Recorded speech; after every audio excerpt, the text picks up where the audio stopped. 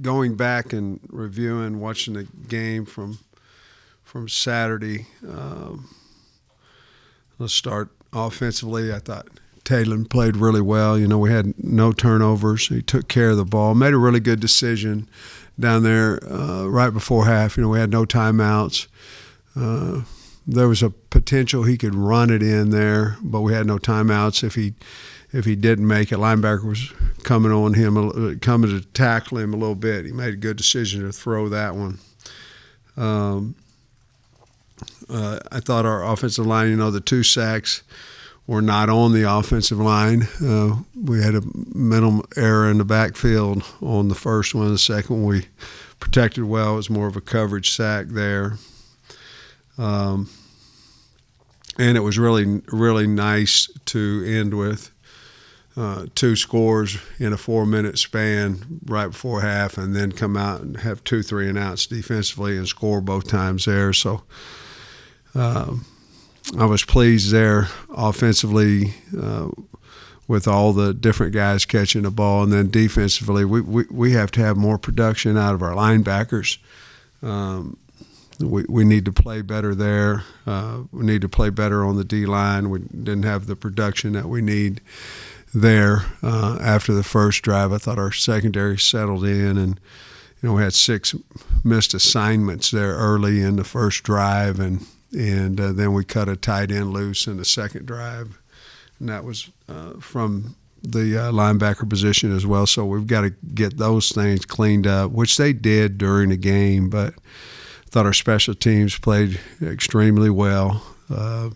No penalties in that group, which is hard to do any game, let alone the first game. So we did some things good with limiting penalties, and certainly threw and caught the ball and protected well. We've got a lot of work to do, which is good to win and have a lot of work to do as well. A lot of times you'll improve from week 1 to 2. It's good that we can improve on a win. Playing Arkansas State, very talented, a lot of speed, very talented quarterback, guy that, he maybe could have been sacked Saturday 4, 5 times, never got sacked and got out of it. And it wasn't just one guy he made miss, it was several, and then he'd make a play off of that. So Rayner, he's a really good quarterback. They've got speed. They like to get the ball on the edge, whether it be throwing, running. They have a little option package in there as well, and have a lot of speed with Rucker, and he's a really good player. And I like their wideouts. I like their tight ends, both of them. So they're explosive. Got a good running back. They're explosive on offense. Obviously, they've won several games over their last 8 or 9 games. I think they've won 6 of them or something like that. Defensively, multiple, play very hard. Their interior guys do a really good job of pushing the pocket. We've got to be aware of that. They have some nice schematics that they threw in. Once Southeast had made a run on them, went down and scored on them. They had fast and quick adjustments defensively that shut them down. And their field goal kicker hardly ever misses, and they've got a good punt return and a good kickoff returner. So got a really good team. Coach has done a really good job over there, taking over there and steadily just winning more and more games. So we have high respect for their coach and their team, and looking forward to going to Little Rock. I'm guessing on that sack you were talking about, was that Mike supposed to pick up that Mike blitzer and then go out? Mike had the linebacker. Yeah. What do you think about the work you did with at right guard, right tackle? Marion worked at left guard just a little bit when Fernando went out also. What did you think about the mix-ups that y'all had over there? I liked it, except we had a couple of MAs out there on pass protection when we made that move, and that can't happen. Other than that, I think we started who we should have started, but we also needed to get those reps in there. But we can't have mental errors. It'll kill us, and that's what happened when we made that change a couple of times, and it was both in pass protection with the blitz coming off the edge. Since Arkansas State has Bush Jones back and everything, I assume you guys put a little bit of work in maybe the spring or in fall camp, looking at them. How much, I guess, has maybe changed from what you saw with game one versus what y'all put in, and how much work did you put in? We've in different segments of practice, we've worked on them for about 5 days in different segments. Not the complete entire practice, but we certainly know it's a big game, and we want to be ready for it, and felt like we needed to do that. Similarities are very strong. They have changed a little bit or added a little bit, but from what we thought we would see from film study, obviously they've got some new people coaching. There's a lot of similarities in what we thought we were going to see. I know it was limited snaps, but the freshman defensive tackles, did you see anything from them that you liked? Both of them, yeah. Kevin Otis and Vaughn. I like both of them. It was limited action, but hell, Vaughn had 2 tackles, and KO had one, and so I think we've got to continue to develop those guys. I know your question was about the 2 young guys, but I thought Caleb Wooden played a really good game. I think he's earned more snaps, and I thought Smalls did the same. And that's not a bad thing. That's a good thing. That's not somebody had to play. Nobody has to play bad for someone to play good. You know what I mean? And but yeah, I think we've got to continue to work Otis and Vaughn more and more, especially with Okie being out here, to see if we can't get them in the rotation when the game matters. Shakur obviously did some, the strip sack, the recovery, things that really stood out. I'm curious. You mentioned Caleb. What was he able to do that maybe caught your eye? He's a veteran. He's played some ball, and he plays extremely hard. And he seems to be, in other words, it's like anything, consistency, playing hard, effort will make you trust somebody. And he did that before this game, but he's in the right spots. He plays extremely hard, and he'll hit you. He can tackle in the open field. And those are things that we saw Saturday. Entering this week, you kind of joked about it on Saturday. It's not really a rivalry. You haven't played each other, but an in-state foe. Both programs have so much history. I mean, is it a weird week kind of as you enter this, just with the emotions involved? Well, I think certainly we're the ones with the pressure on us. I wouldn't think that they would have it. That's the reason I'm assuming it's the first time we've ever played, because most of the time it would be our decision whether to play that game or not, So certainly we have high respect for their program. I don't think there's a ton of Arkansas kids, to be totally honest, on their team nor on ours, So I think the rivalry goes from it's the first game and it's the fans, and it is. But we certainly understand the importance of the game. And it's closer to Jonesboro, Little Rock is, than we are. And so I hope that it's packed and that it's exciting and it's the state playing each other. I think we've only played another in-state rivalry or another in-state team maybe 3 times. It hadn't, maybe 1934 I think we played, and 43 maybe. But I think those have all been since I've been the head coach. But certainly Arkansas State's a different story, and certainly a lot better football team than, with all due respect, than the other guys we played in the state. So I'm excited about it. I'm excited to get this game as it being the first time we've ever played, and I'm glad I'm going to be part of the history of that. So another Little Rock question. What would you see as maybe any advantages of playing there, and then maybe the challenges of having to go to Little Rock and play a game? And then part two, there's no other game scheduled in Little Rock. Do you see a scenario where it comes back up again? I don't know that there's any advantage for us, in all honesty, to go to Little Rock and play Arkansas State. It's closer for them. It's like when we used to go over there and play Mississippi State. It's closer for them. I just don't know that there's going to be 20, 30,000 people less, but from what I understand, it hadn't been packed since I've been a head coach, and hopefully this one is, and it's as loud as Peyton Manning says it is over there. We sure would like that to be the case, but future-wise, I don't really have a lot of say-so in that. The game's been over there.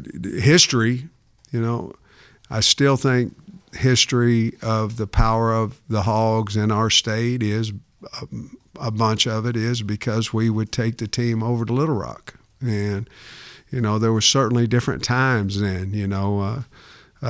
Less hotels, less television. Where the Hogs could go over there and people could drive up and see the Hogs play and turn around and go home. Obviously, it didn't work out so much, driving from Northwest Arkansas over there, but they could still do it. Obviously, the stadium was much better than the one we had here in those days. So there's a lot of things have changed. Television has changed. Guys, it's changed everything in college football.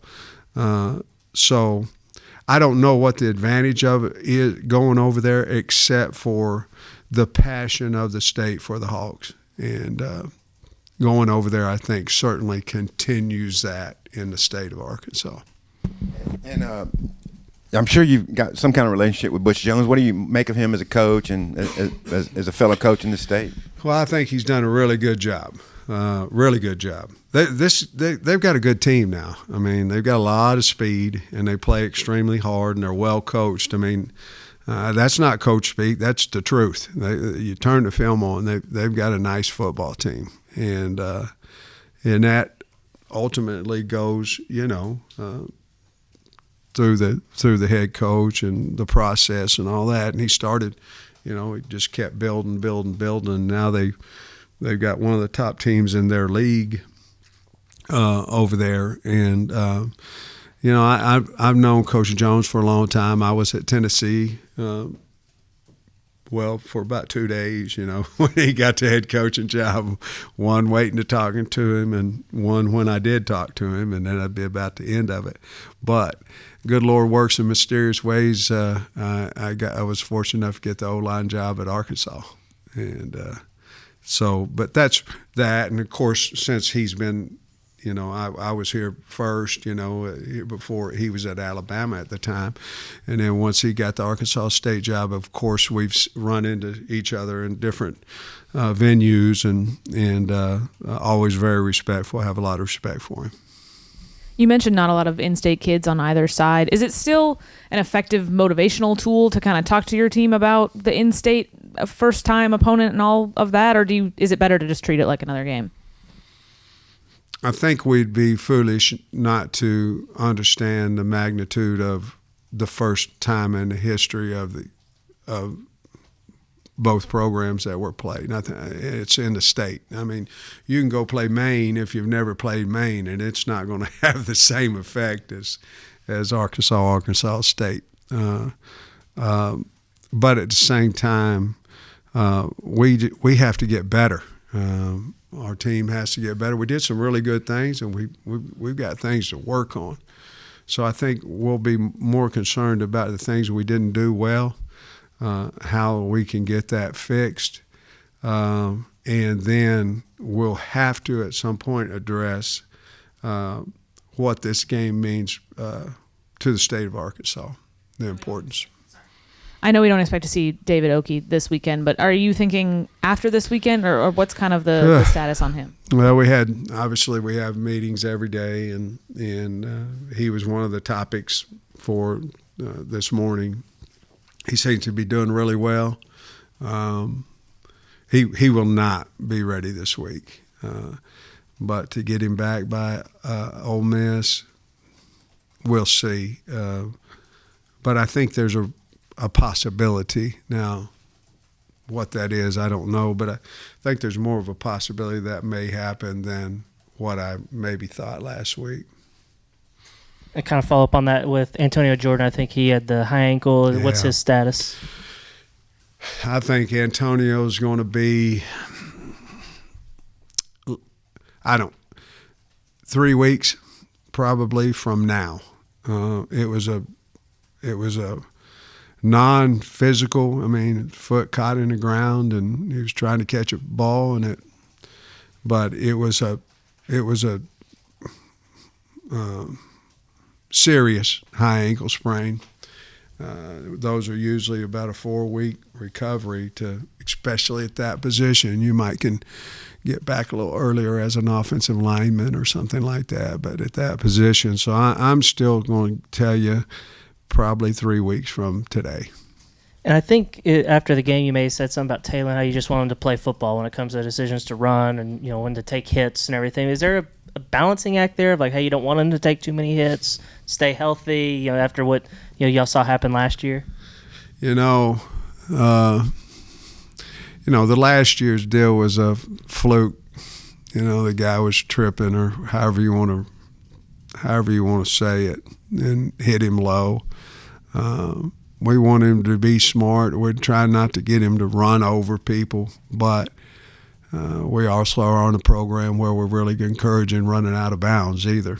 I have 3 clips to show today, 3 of effort, and one of them is 3rd and 11 where he turned up the sideline and stretched out and made the first down. That's how I want him to play, whatever that is, and it inspires the team. I still go back to the Auburn game last year when he hurdled the guy. It inspires the football team. And of course, another clip was one of Ashton No. That was incredible, man. I mean, it really was incredible. And then on defense, we had when we got into our 3rd down package, and we had the sack on there. But we want him to stay healthy because he gives us a chance every week. And but I've always said guys that are playing not to get hurt are also playing not to get drafted, and it's the truth. I mean, that's just, I don't want to get hurt. Well, you don't want to get drafted either, because if that's the main thing on your mind, you're not. You got to go play the football game, and you got to be on video making plays that other people don't, or they're not going to draft you. And so that's kind of how we try to coach all of them. And most listen, some don't. Some don't get drafted. That's just how it is. You said you overlapped with Butch Jones for a couple of days at Tennessee and had a talk with him. Did you talk to him about staying there? Or did you kind of already know you got the opportunity at Arkansas, or what was that conversation like? Well, he had a really good offensive line coach at Cincinnati, and so I had figured that he would keep him and or invite him, whatever the word is, and I had 2 meetings set up the next day.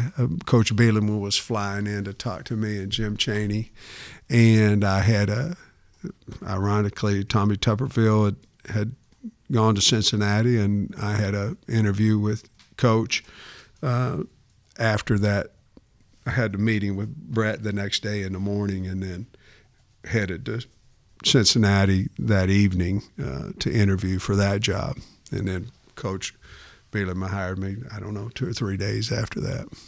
This week, the depth chart for the right side of the offensive line stayed the same. How does Kobe's bright day on Saturday kind of change your take to the open competition on the right side? Now, I still think we've got to prepare, like we did. But I think Kobe played well, and but I still think we've got to continue to develop guys that we feel like we can win SEC games with, and so I don't know if there'll be a huge change in how we approach next week than we did last week.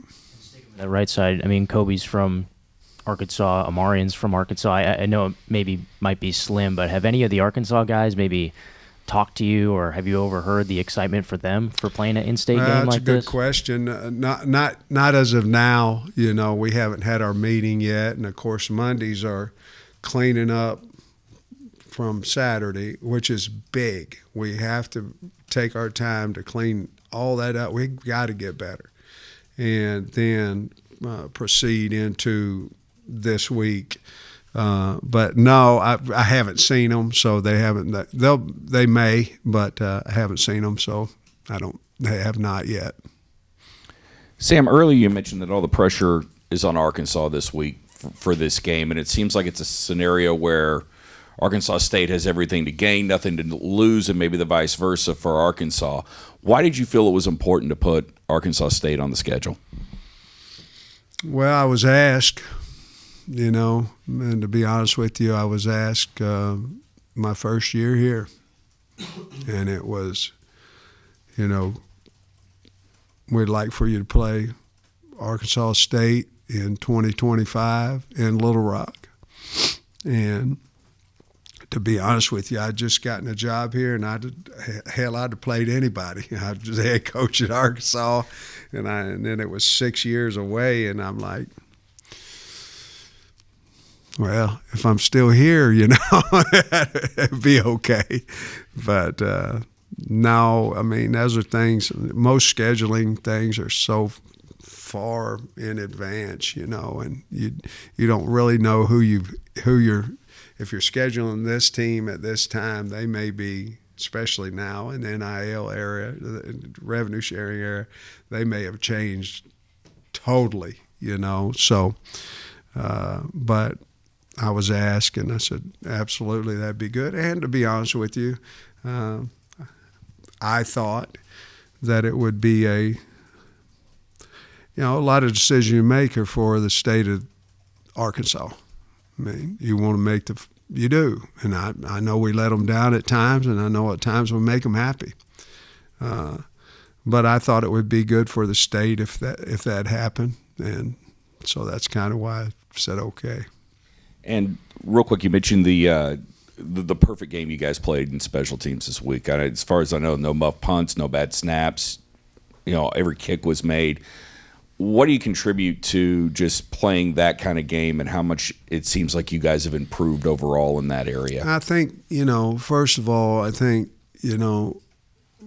Scott with me for now going on 6 years, that matters. The ones that do return are retaining the verbiage, the expectations. But I also want to say this: you can have the greatest guys on there that can cover a kick. You can have the greatest protection on field goal. You can have the greatest protection on punt. But if you don't have a punter, a kicker, and a returner, you don't have great special teams. You just don't. And Scott is really good about evaluating kickers and punters. He just is. He's got two of them starting in the NFL right now from here. And, Scott Starsick did a wonderful job as a true freshman out there. Devin Bell is really good at punting. We've got can cover, and Scott went out and got Shanks. Now, he also is a good receiver, but he's also a really good punt returner. So I think those things have helped, and I think Scott deserves a lot of credit for going out and finding the guys that can change special teams, and he seemed to hit on the guys that he wants. You mentioned earlier more production from the defensive line. What specifically do you want to, is it interior, on the edge, overall? Just what do you want to see this week maybe improve? Well, we just didn't have any production.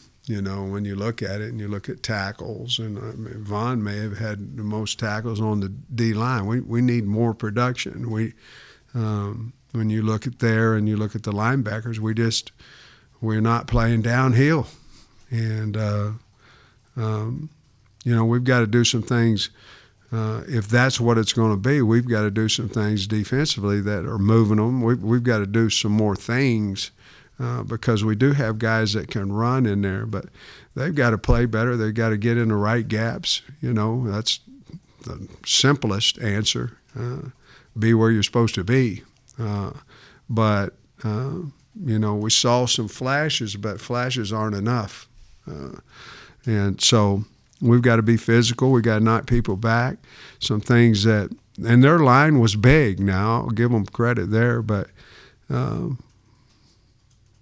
I didn't feel the disruption from the front seven that we should have had, respectfully, with Alabama A&M.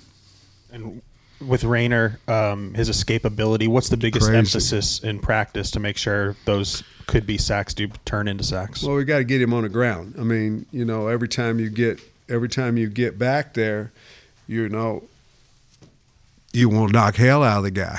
You know what I mean?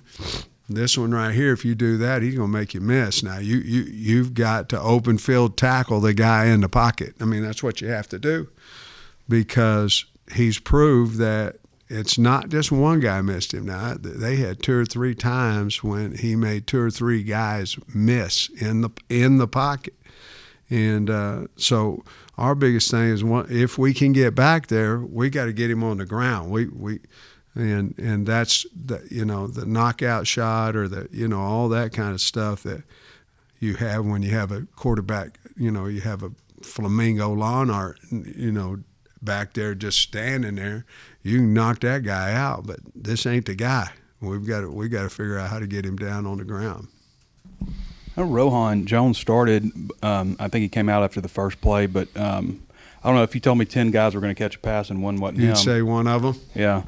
Yeah, me too, to be perfectly honest with you. To his credit, we did have specific throws for him to be the first read, and for whatever reason didn't work out. But for him, he played extremely hard, did a good job blocking as well. A lot of times you're new, you're coming from another school, you're out here, and all I want to do is catch balls, and if I don't, I'm going to go to the pouting section, wherever that is. He did not do that, and he played extremely hard through.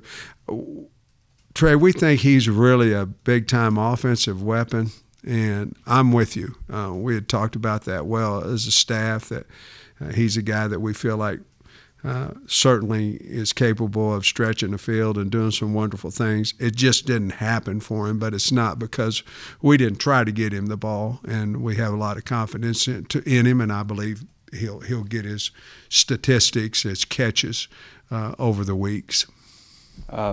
Larry Worth moved around quite a bit. What did you think about his play and the way you guys utilized him? Yeah, I think Larry ran the field well.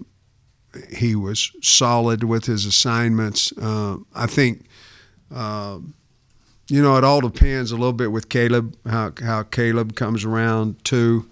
But, if we can keep Larry a little bit more in just one spot, if we can keep him there, because we're practicing different too with him, I think he will continue to grow and improve, but I thought he did a good job of tackling as well. What's that one spot? He played a lot of them.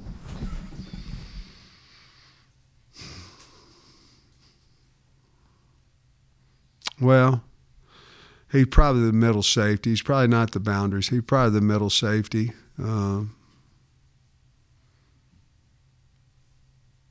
Depends on what we do with Wooden, I think, too. Yeah, Labor Day weekend gives you a chance to get your eye maybe on a few other games, like including Notre Dame. I'm wondering if you saw anything from some of your upcoming opponents over the weekend that stood out to you. Like them. Yeah, there's a whole bunch of really good teams on our schedule. I saw that. They did. They look. There was good looking opponents that we have. I don't really watch a lot of games if we're not going to play them. And a lot of good teams in the SEC. Obviously the Texas game was a defensive battle there, two really good teams, and then Notre Dame last night was certainly two really talented football teams out there, and somebody had to lose, and then you go through the league and South Carolina winning, and we don't play Alabama, Georgia, so looking through the guys that we play, that seemed like there's a whole lot of good football teams out there, big and physical, with a lot of great athletes. Other than Mike's pass pro miss, what did you see overall from all the running backs? Pass pro, running, everything. I thought they ran hard. I liked the way Mike played with the ball in his hand. I think he averaged about 9 yards a carry or something close to that.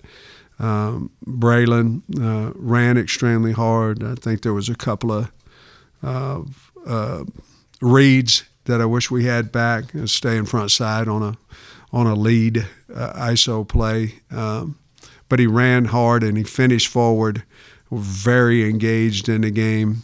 And then Rodney coming in didn't have as much room to run, but we've got to go get the yards that are there. But I was pleased with it. And then when AJ and Settles came in, I thought they ran extremely hard. Settles, I don't think, only had one opportunity. I don't know if AJ's was more than one, too, but both of them running to the left, and both of them ran hard. So, I think it's Mike, Braylon, and then Rodney in that order, and that's how we went into the game. Have you got a favorite Little Rock moment that you recall, either as assistant or in your head coaching here? When I was here as an assistant, we didn't fare so well over there, and I don't think we fared at all. If I recall, yeah, we did. Somebody, I can't remember. No, I think I forget who we played. It was our bye week, and it was in 21. I forget who it was over there. Was it UAPB the first time? And I think we were up. I don't know. We were up. And the plan, because it was our bye week, and we wanted to stay healthy going into the bye and all that, and we were up at half, and we were able to do that. It was a little bit of a nightmare in special teams, but we played really well over there in that first half. And then, of course, last year we did too. But we didn't have a lot of fond memories when I was assistant here. I don't know that I'm not positive we won over there. Coach, appreciate you. All right. Thank you, guys. I think y'all beat Sam.